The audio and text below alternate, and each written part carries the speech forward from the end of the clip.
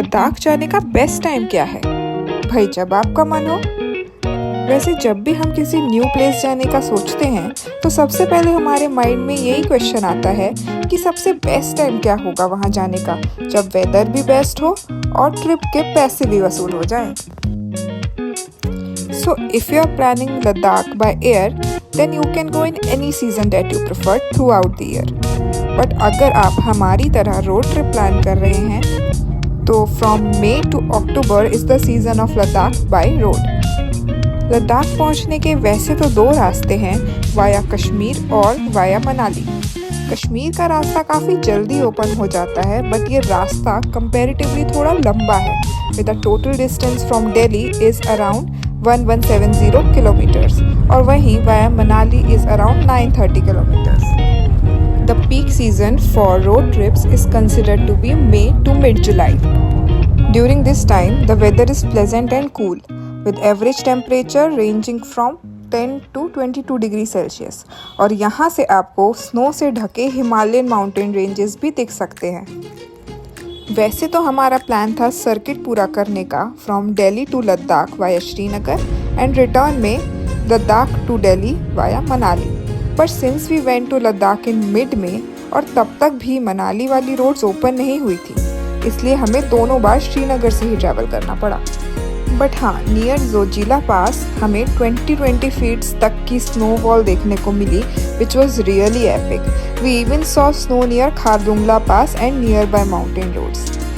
इसलिए इस वीडियो में आपको जो भी हमारी पिक्स दिख रही हैं, इट्स ऑल इन मिड में, तो आप उससे आइडिया ले सकते हैं on what to pack and how the weather would be at that time. Although हम सर्किट नहीं कंप्लीट कर पाए, बट एक बेनिफिट रहा हमें कि सिंस मनाली वाला रास्ता बंद था तो टूरिस्ट भी बहुत ज़्यादा नहीं थे उस टाइम पे, तो हमें काफ़ी अच्छे होटल्स भी रीज़नेबल प्राइसेस में मिल गए थे, जो कि पीक सीज़न में काफ़ी कॉस्टली हो जाते हैं।